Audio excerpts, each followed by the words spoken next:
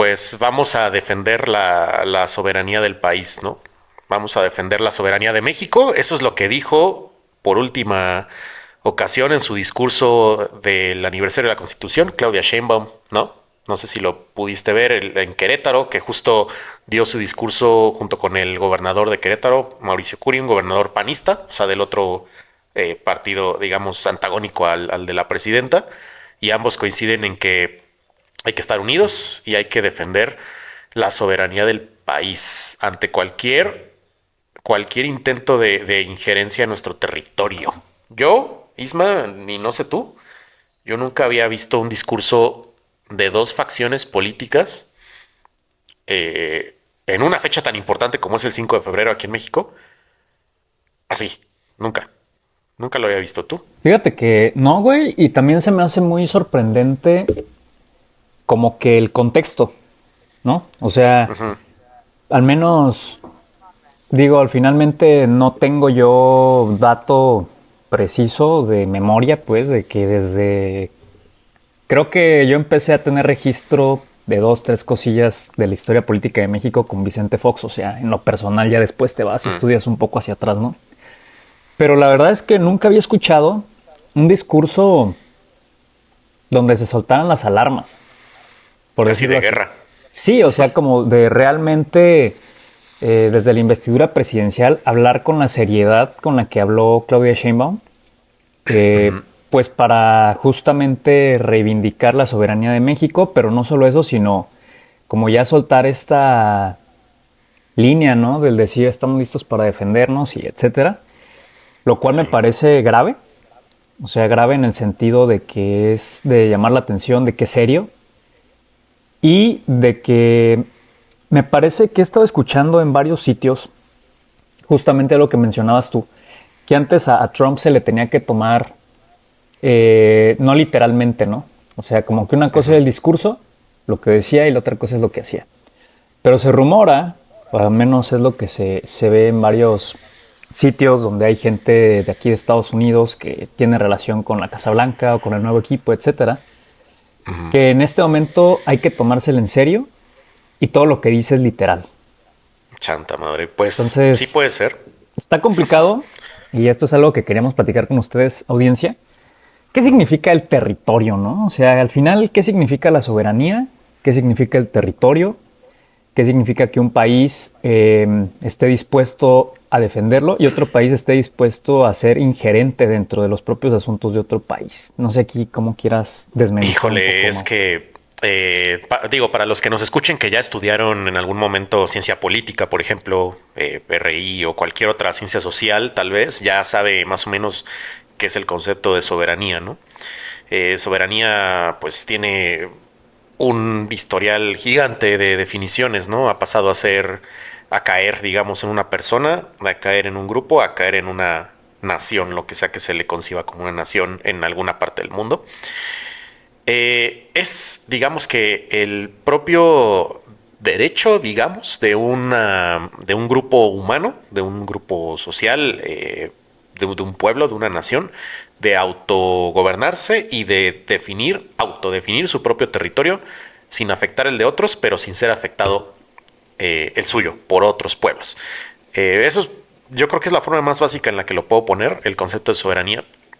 Y hoy, en estos tiempos tan turbulentos que estamos viviendo, hoy estamos viviendo en un mundo, como ya lo habíamos dicho, multilateral, donde las tres potencias políticas, dos de ellas compitiendo a ser hegemones, o sea, lo que es Estados Unidos, China y Rusia como otra potencia clave, ambas, bueno, las tres potencias son imperialistas.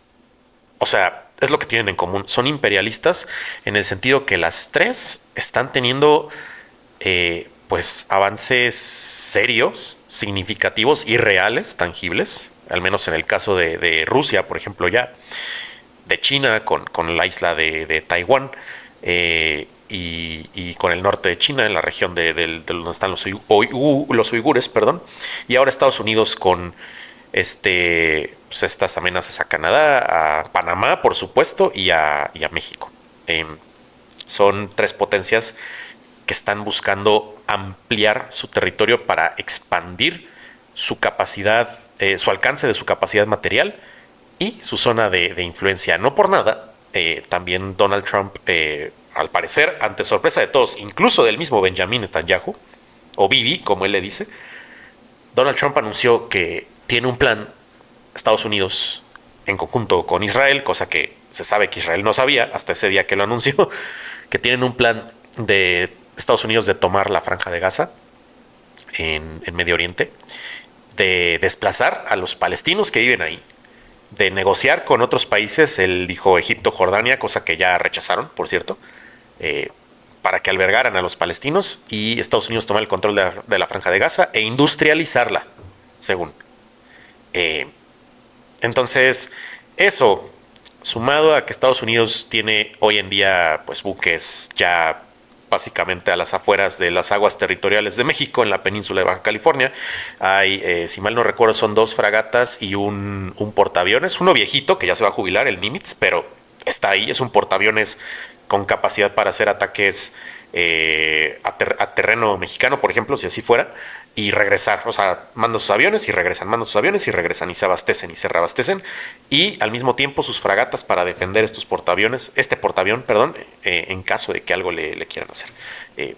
Entonces, estos coqueteos con el territorio, Isma, no sé cómo lo veas tú, pero son claramente una injerencia en la soberanía de otros territorios. Estamos hablando de Estados Unidos, pero te digo, Rusia evidentemente ya lo tuvo con la invasión a Ucrania, y China pues lo ha estado haciendo durante años también, con la isla de Taiwán, con esta parte del norte de su territorio, hacia Asia Central también, lo que es Mongolia, por ejemplo. Entonces, estamos ante 3 potencias imperialistas que lo que quieren es expandir su territorio, que quieren reconfigurar el mapamundi para adquirir esta especie de Lebensraum, de espacio vital, para poder competir una con otra. Es lo que yo veo.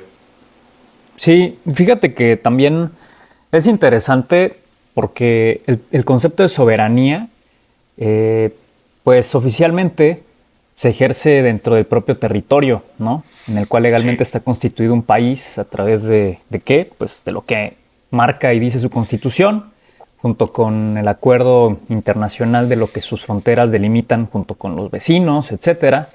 Evidentemente, a lo largo de la historia ha habido disputas territoriales. El tema de Argentina, las Maldivas, si no mal recuerdo.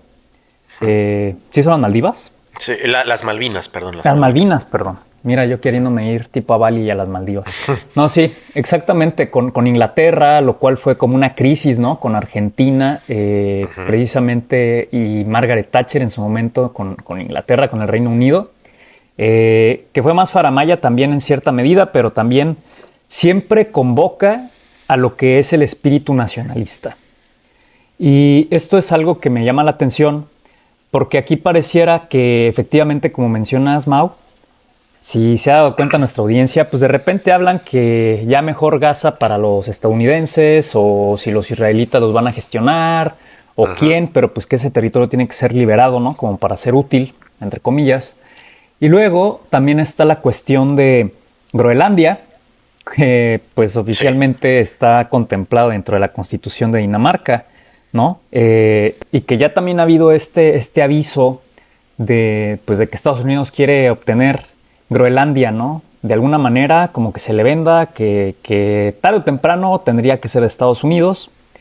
Y también me parece que es de llamar la atención, pues que, por ejemplo, este territorio pues está entre los océanos Atlántico Norte y el Ártico, ¿no? O sea, estamos, como bien dices, configurando un nuevo mundo, te está haciendo un nuevo mapa potencial, por decirlo así.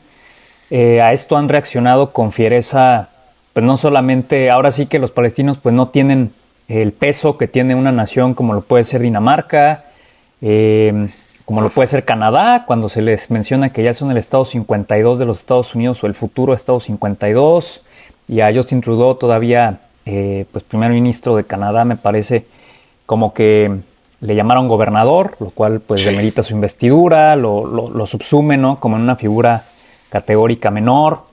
Y de alguna manera estamos viendo estos amagues discursivos también con México, con la cuestión de llamar Golfo de América, ¿no? En vez del Golfo de México, lo cual históricamente pues ya sabemos que tiene las de ganar el Golfo de México, ¿no? Como por nombre, por historia, por antecedentes.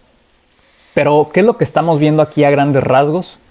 Estamos viendo un intento de reconfiguración, al menos en el imaginario colectivo, un primer intento de expansión en cuestión de a ver hasta dónde podemos nosotros crecer. Y esto es parte de lo que hacen las potencias tarde o temprano, cuando les queda chica la casa o cuando requieren más zona de seguridad, pues tienden a expandirse, ¿no? De lo cual, por ejemplo, hoy en día está acusado Rusia de que ha querido expandir y regresar a sus antiguos países soviéticos, como unirlos a lo que es Rusia, y que históricamente, evidentemente, hay poblaciones divididas, porque hay muchos rusófobos y también hay muchos rusófilos, ¿no? O sea, gente que está afiliada históricamente por sus genes o por su familia a Rusia, y otros que niegan, ¿no? Como esta adhesión de vuelta a Rusia, porque lo mejor que les pudo haber pasado fue haberse independizado, digamos, de de la antigua República de Unión Soviéticas. Entonces,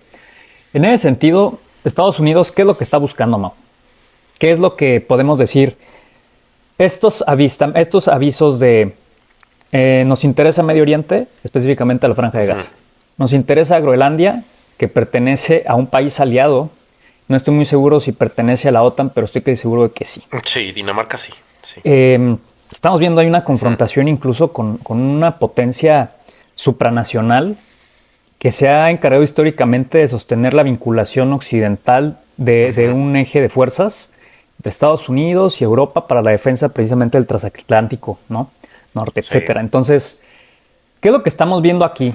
Luego a los vecinos pues les dan su llegue también con un tema arancelario, poco a poco como con una cierta amenaza de que tengan que poner orden en sus propias casas, ¿no? Lo cual puede ser normal en unos ambientes generales de alta tensión, pero en este caso yo creo que no sé hasta dónde se vuelve todavía un mecanismo de negociación y al final sea como, bueno, porque no olvidemos, yo por último, perdón, Ucrania, en el que ya se le está concediendo, se le está prometiendo una ayuda a Zelensky siempre y cuando entregue las tierras raras que tiene el país. Entonces, ¿por dónde crees que va este tiro? ¿Por dónde crees que va la jugada? Yo digo que va hacia asegurar recursos, evidentemente, ¿no? Como todos los países van a asegurar o quieren asegurar todos, los tres, el acceso a recursos energéticos, hidrocarburos, el litio de México, que sabemos que el litio que está en Sonora es un litio que no es tan fácil de obtener, de extraer, como lo es el de Bolivia, por ejemplo. El de Sonora ocupa mucha más tecnología. Estados Unidos sabe que México no tiene esa tecnología todavía, pero ellos sí lo podrían hacer. Entonces, claro, está buscando ese acceso a recursos, el acceso también a la autosuficiencia alimentaria, porque pues con el cambio climático, por ejemplo, se viene también la construcción de las nuevas pipas de gas de Estados Unidos hacia Asia a través del Pacífico. Esto que va a afectar y que de hecho hubo una protesta hace unos días aquí en Ciudad de México, Isma, de mucha gente por las ballenas, porque esta pipa de gas va a obliterar a las ballenas que están ahí. Y pues las ballenas son clave también para el mantenimiento del ecosistema marítimo y a su vez para controlar el calentamiento global y a su vez para mantener la temperatura ideal para la agricultura en el mundo. Entonces, saben lo que se viene, saben que se vienen tiempos de vacas flacas. Entonces ocupan, además de energía, ocupan alimento y es lo clave. ¿Para qué? Para sostener un esfuerzo de guerra ante una confrontación que es inevitable, que va a suceder cuando las potencias cuando tú vas construyendo al lado de tu vecino, digamos, de una forma compulsiva, como en la Guerra Fría, digamos, que en la Guerra Fría nunca sucedió esta confrontación tangible entre los dos. Aquí es diferente porque estas tres tienen dos cosas en común. Uno, que son imperialistas, como una vez más lo estamos diciendo, y dos, los tres tienen características nacionalistas y una de ellas está peligrosamente bajando hacia un nacional fascismo. No quiero decir nazismo porque el nazismo fue muy característico de Hitler en Alemania, pero sí un fascismo. Entonces, cuando combinas todo esto, pues te da el cóctel perfecto para una confrontación entre potencias. Entonces, lo que buscan es eso, ¿no? Fíjate que me parece interesante este punto que abordas porque solo recuerdo, y hay comparaciones que ya se están haciendo también, en cómo Trump tiene como que avisos de lo que podría ser el reaganismo, ¿no? O como Reagan en su momento, ¿no? Esta parte de libre mercado, toda esta parte de privatizar más el Estado, ¿no? De hacerlo más eficiente, de entregarlo un poco a las manos de los sectores empresariales para poder mover a través del libre mercado la oferta y la demanda del bienestar ciudadano. Por decirlo de forma muy burda, evidentemente no es tal cual, no son todos los sectores. Siempre habrá, en este caso, que siempre ha existido y creo que ahí siempre permanecerá, y de ahí que ahorita sea una cuestión difícil de comprender para muchos, incluyéndome, lo del asunto de la agencia Dodge, ¿no? Que maneja Elon Musk. Pero, por ejemplo, en un estado, pues siempre vas a tener que recaudar impuestos, ¿no? Sí, o sea, eso no lo puedes obvio. soltar a un tercero. Sí puedes, evidentemente, contratar consultores, y eso lo hacen todo el tiempo los gobiernos, cualquiera, cuando quieren realmente eficientar y quieren adelgazar la plantilla, que es lo que está ocurriendo ahorita en los Estados Unidos con lo que vimos el caso de la USAID. Pues para poder ver por dónde se están duplicando esfuerzos, dónde creció demasiado una nómina, que está, digamos que tres agencias están tratando el mismo tema y ya deja de ser eficiente, incluso porque quién tiene realmente la potestad para tomar decisiones últimas, ¿no? Y entonces los mecanismos son muy lentos. Si no tiene nada que ver una agencia y simplemente la metieron ahí de relleno, pues para observar, ya significa que también hay que pedirle permiso. Entonces sí hay una lógica ahí detrás. Sin embargo, también estamos viendo en China, por el contraste, un tipo de capitalismo pues muy diferente, ¿no? No deja de ser un capitalismo. Sí. De hecho, es brutal también ese capitalismo. Hay muchas diferencias entre China y contrastes con Estados Unidos que parecen un poco cómicos porque, por ejemplo, en Silicon Valley lo que se puede observar es que se financian muchas startups y al final muchas de ellas también no tienen mucho sentido, pero siguen vivas porque sigue habiendo refinanciamientos y sigue habiendo apuesta por ellas, ¿no? Que es lo que llamarían como empresas zombie, ¿no? Startups zombies.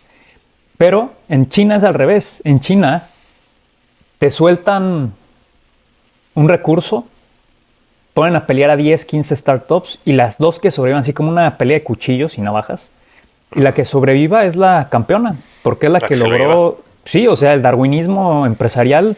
Ese es el capitalismo más rampante, el más brutal de hecho, pero en cuestión de innovación es como que el cómo puedes implementar la superioridad tecnológica, pues solamente así es la forma de asegurarlo, ¿no? No hay refinanciamientos para ver si después lo logro. O sea, el que lo logró y los demás se extinguen. Entonces, me parece como estos gobiernos, Rusia, la verdad, creo que es un tema un poco aparte por cómo ha estado afectada su economía, etcétera.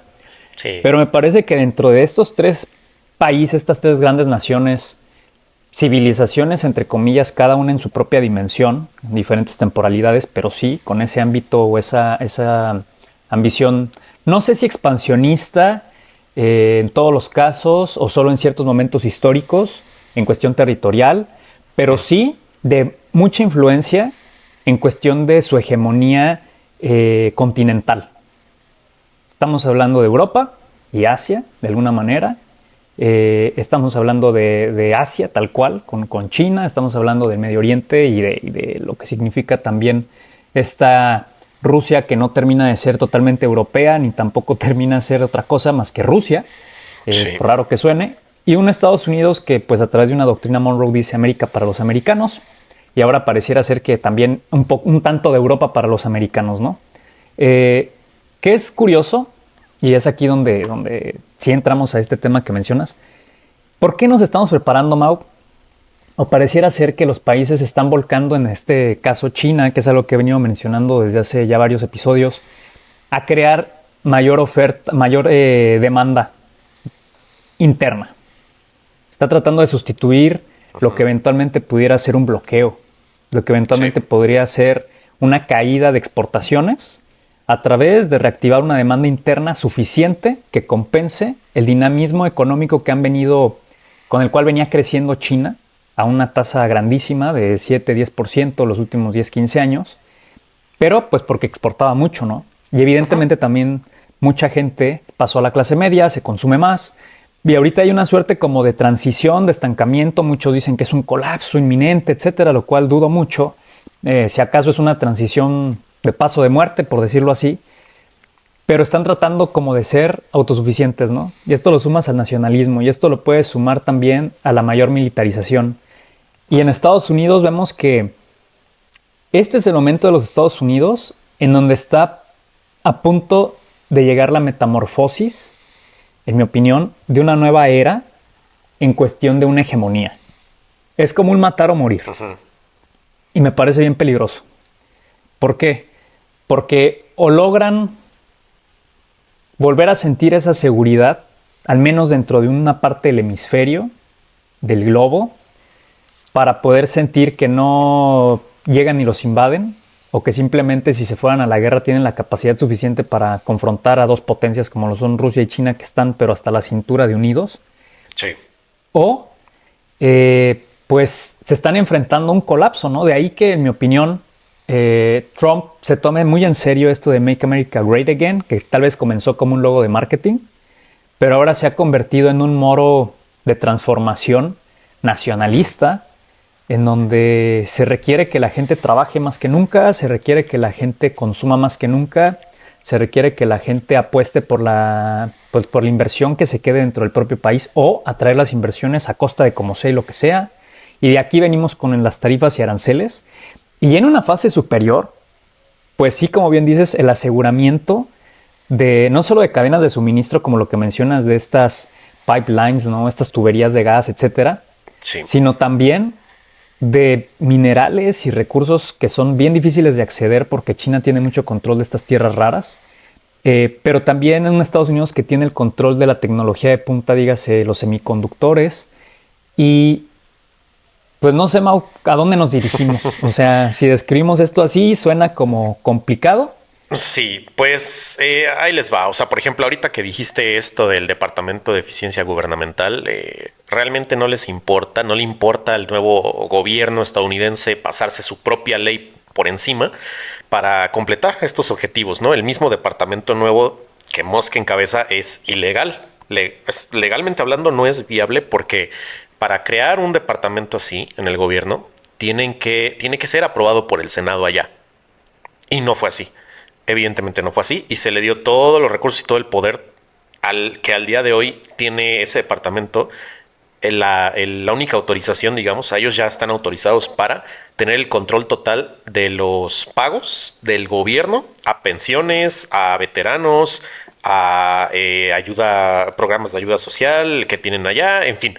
O sea, tiene acceso a todos los recursos ya Elon Musk. Por eso es que la portada de la revista Time puso a Elon Musk apenas hace unas horas, lo puso en la silla presidencial, porque estamos ahorita ante un Caracalla y Gueto otra vez de los romanos, ¿no? Tenemos aquí a dos presidentes actuando, digamos, uno ondeando el nacionalismo cristiano y el otro transformando el aparato burocrático de Estados Unidos para hacerlo más ejecutor, ¿no? Más tajante, que no haya tanto contrapeso. Si alguien pensaba que aquí en México la reforma judicial iba a quitar los contrapesos en el país, en Estados Unidos lo acaban de hacer en semanas o menos y mucho más profundo. Vamos hacia un mundo en el cual Estados Unidos no tiene miedo de atacar a sus aliados en pro de defender ese exceso a recursos, por ejemplo, que estás diciendo. Acaban de aprobar bueno, ya se aprobó la designación de los cárteles del narcotráfico en México como organizaciones terroristas. Se obligó a Canadá a que también los reconocieran así. Eso es muy importante porque Canadá ya entendió el juego, yo creo, también, y saben lo que se viene para México. No estoy diciendo que una total invasión, o sea, no. Digo, todo puede pasar, pero no lo veo así. Sin embargo, con esto y con la última orden ejecutiva que firmó el presidente Trump hace 4 días, si no mal recuerdo, en la cual solicita a la Secretaría de Defensa de allá acabar totalmente, aniquilar totalmente, fueron las palabras, con los cárteles de la droga. Esto ya es un hecho que va que le da toda la acción legal interna a Estados Unidos para poder operar en territorio mexicano si es así necesario. Sí. A pesar de que existe esta cooperación, ¿no? Claro, y yo creo que eso es lo que vale la pena puntualizar, ¿no? Con nuestros escuchas, nuestra audiencia, amigos, una cosa es la soberanía que yo puedo, digamos, ejercer de forma irrestricta dentro de mi propio territorio, y esto es lo que está haciendo Estados Unidos, que evidentemente va a haber contrademandas, supongo que va a haber también un activismo judicial por parte de demócratas, por parte de organizaciones. Sí. No sé hasta dónde esto vaya a prosperar, no sé hasta dónde esto sea correcto. No soy especialista en los Estados Unidos constitucionalmente hablando, ni soy abogado, pero yo pienso que no todo el mundo va a estar de acuerdo, ¿no? Porque, como bien mencionas, quizá hay cosas que salen o se extralimitan de lo que pudiera ser una regulación, de lo que pudiera ser algo que es un estatuto constitucional, una ley, y que se tendría que pasar primero al Senado, y que mientras van a detener, digamos que, la orden ejecutiva. La verdad es que ahí desconozco, pero sí se ve que cada vez se está acelerando más. Eso es un hecho. Ayer también leía un tweet, ¿no? de Elon Musk que, pues no sé, estaba como citando a alguien más que decía que la naval de los Estados Unidos está esperando gastar hasta 40 billones de dólares por año los siguientes 30 años hasta alcanzar 1.2 trillones para lograr tener 364 nuevos barcos, ¿no? Yo supongo que aquí en un intento, pues también como por contrarrestar la influencia china, por lograr tener, no sé, una fortaleza flotante, por decirlo así, antes de que los pueda dividir, ¿no? A China y a los Estados Unidos, porque pues ahora sí que mientras más tecnología haya supersónica, pues más rápido se diluyen las distancias, más rápido significa nada las millas que nos separan, y es más fácil que pues un tipo de arma inmediatamente pueda llegar a tierra, ¿no? de mi propia nación. Pero fíjate cómo es también el abordaje de Elon Musk, que yo además sumaría de lo que bien mencionas, como esta forma de, pues no de gobernanza, pero sí de espíritu, como yo decía, de tercerizar la eficiencia, ¿no? De volverlo más empresarial, más lean, de poder innovar en lo que es el funcionamiento gubernamental. Y decía Elon Musk que en realidad el programa de armas americano tendría que estar totalmente siendo renovado, ¿no? Y justamente otra persona decía, bueno, y dice, ¿no? Que si no se hace de forma rápida y se construye, digamos que se le da la vuelta al tema del atraso tecnológico en la Armada estadounidense o en lo que pueden ser los ámbitos tecnológicos armamentistas de los Estados Unidos, que creo que ahí también hay una urgencia desde hace un tiempo por saber que Rusia y China pues están avanzando a pasos agigantados ahí. Hace poco veíamos un dron supersónico, ¿no? Hipersónico, chino, que se lanzaba desde la atmósfera, que es una locura. Y también el Oreshnik, que es un misil ruso, que también es una locura, de destrucción y de capacidad, que es imparable, etcétera. Al menos hasta el momento. Yo, la verdad, pienso que los Estados Unidos podrían llegar a esa tecnología en los siguientes 3 años, máximo 5, por decir algo así, por lo que he escuchado de especialistas en cuestión militar. Y también esta persona que cita a Elon Musk dice, es más fácil que por una fracción de este costo se logren equipar más de 10,000 drones para tender como una cobija en el mundo. Y fíjate que esto me parece bien interesante, porque aquí vamos a empezar a entrar en diluir lo que significa la soberanía y el territorio de los demás. Ya estamos viendo que Taiwán y cualquier país se ven asolados o se ven visitados, ¿no? Como por las flotillas, o que están ahí como acosando de alguna manera las costas, o los aviones que sobrevuelan territorios enemigos, o simplemente de los vecinos, pero no tendría que ser, pero pasa.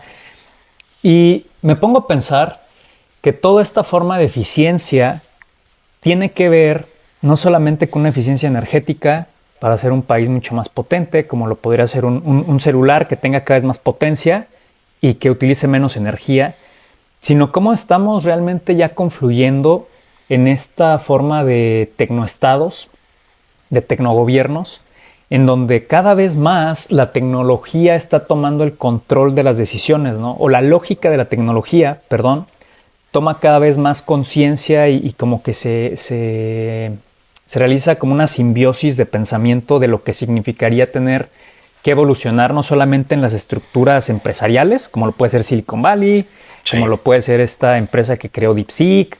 O sea, eso era lo que normalmente se sabía de las empresas, ¿no? Hay que estar innovando, entonces hay que ser más ágiles, etcétera, etcétera, como un mantra de Silicon Valley, ¿no? Uh-huh. Pero ahora ya estamos entrando al punto en el que los gobiernos, siendo instituciones, pues, anquilosadas, siendo instituciones que son históricamente las primeras instituciones junto con la familia, por ejemplo, el poder teocrático, este poder primero, ¿no?, del Estado, que primero era gobernado por sacerdotes o por los religiosos, después se fue separando hacia lo civil, lo militar, etcétera.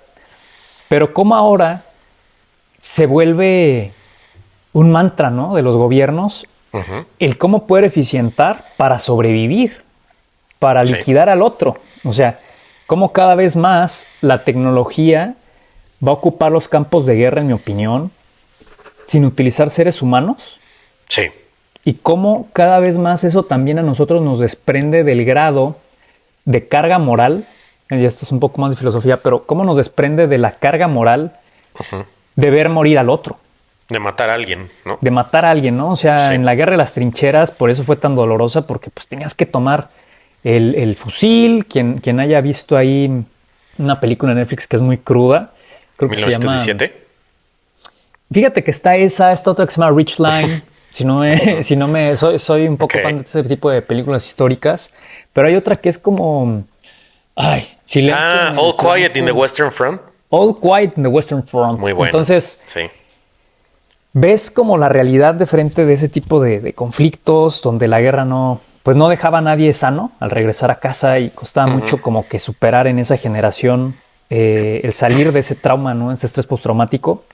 Pero ahora vemos cómo cada vez más la tecnología simplifica el aniquilamiento del otro, la aniquilación del otro.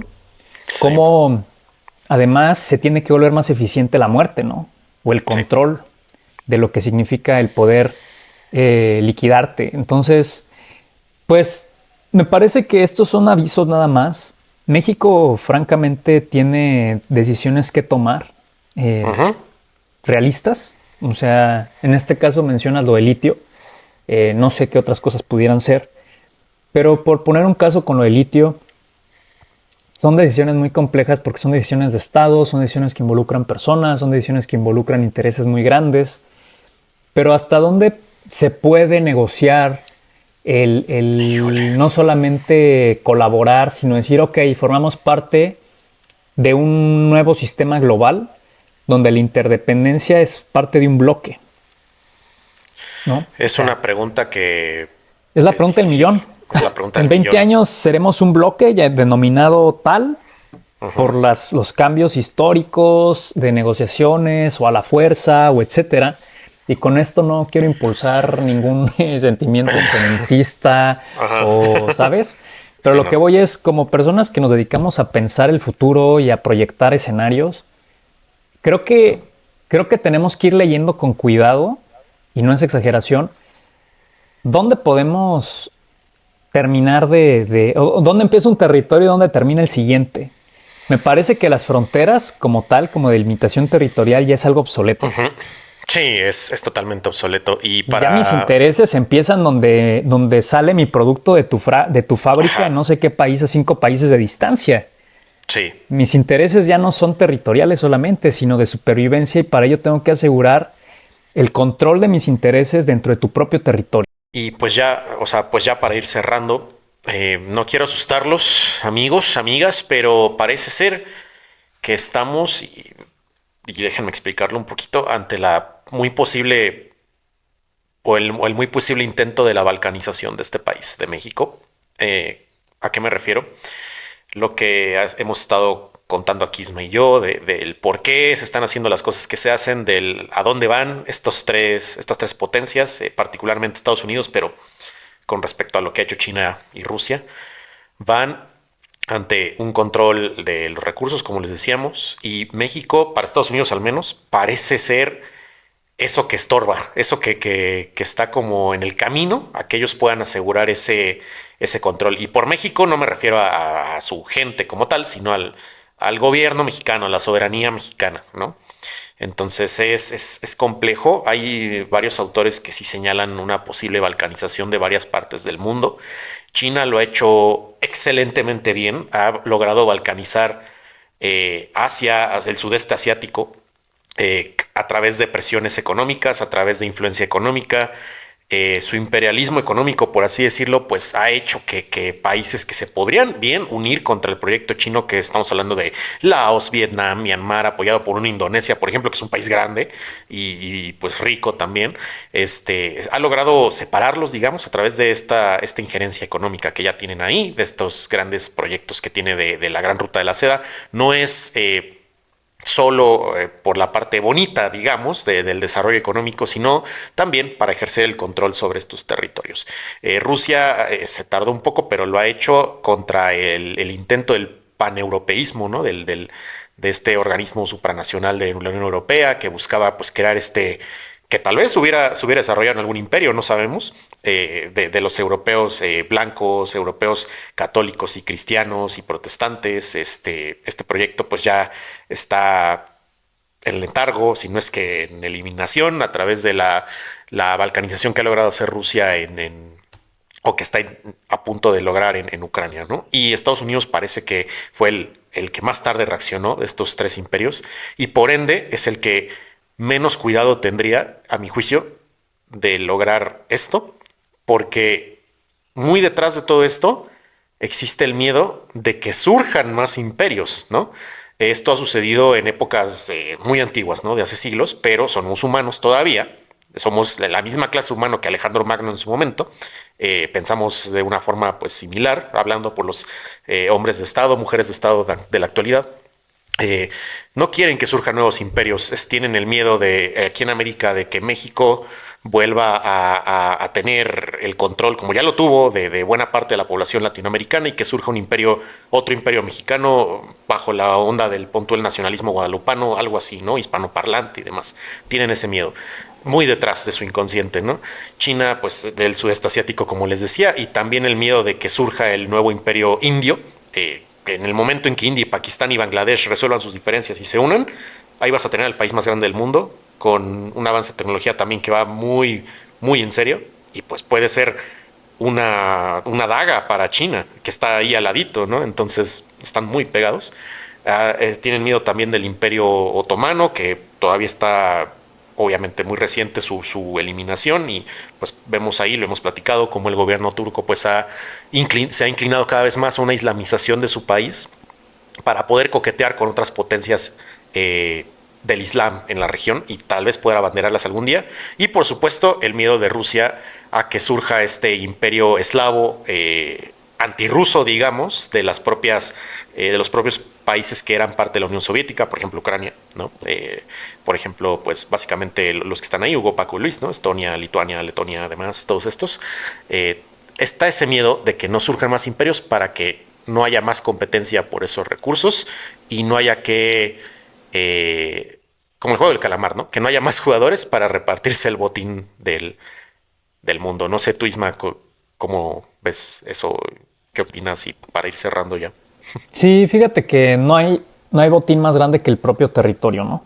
Uh-huh. O sea, si te pones a pensar, lo único que no hay de más en ningún lugar es la tierra que está más allá de tu casa. Sí. Es lo que es, no puede haber más que eso. O sea, es el espacio físico. Evidentemente esto significa un avance para cualquier país, ¿no? El que un país pueda ser más grande, el que un país pueda obtener más recursos, el que un país pueda simplemente establecer cadenas de productividad intensiva incluso fuera de su propio país, porque le conviene más aprovechar recursos que estén fuera de él para preservar los propios, pues es lo más valioso que tiene un país, ¿no? O sea, finalmente creo que no hay cosa más privilegiada que tener una casa, siendo un ser humano, por ejemplo, para tener una estabilidad familiar, etcétera. Y en el caso de los países es, pues si tienes una tierra con mar, incluso evidentemente tienes más potencial de desarrollo económico que si no la tienes, ¿no? Si eres un país cerrado de fronteras donde todo es terrestre, pues vas a tener que pagar más en logística, pues ahora sí que en cuestión de aviación o en cuestión terrestre, pero pues difícilmente va a llegar algo por el mar porque no tienes mar, ¿no? Entonces, en ese sentido me parece que, como bien mencionas, la soberanía, pienso que vamos a tener que revisitar conceptos después. Vamos a Sí. tener que modernizar lo que significa la soberanía, lo que significa, pues no sé, el destino manifiesto de un país, pero lo O que el no mismo estado. podemos... Sí, el propio Estado, ¿no? O sea, ¿qué significa un Sí. Estado? ¿Para qué funciona un Estado? ¿Qué objetivo tiene un Estado? O sea, el Estado tiene el objetivo de preservarse a sí mismo por encima de sus propios ciudadanos, por ejemplo. ¿Y qué significan ciudadanos, no? ¿Hasta dónde un ciudadano vale igual que el otro? Entonces, suenan a preguntas complejas, son preguntas filosófico-políticas o legales, y son bien difíciles de contestar porque es precisamente eso lo que siempre es la evolución, ¿no? Social. Pero algo sí tengo seguro, Mau, que el ser humano, como bien dices, seguimos siendo los mismos desde hace muchos milenios. Y en Ujú. ese sentido, lo que nos ha movido siempre mucho es la ambición, el asunto de ganar y no perder la vida, la supervivencia, ¿no? Entonces, ojalá que podamos encontrar mecanismos de negociación. Creo que para eso se crearon las relaciones internacionales como disciplina, para eso existe la Sí. diplomacia.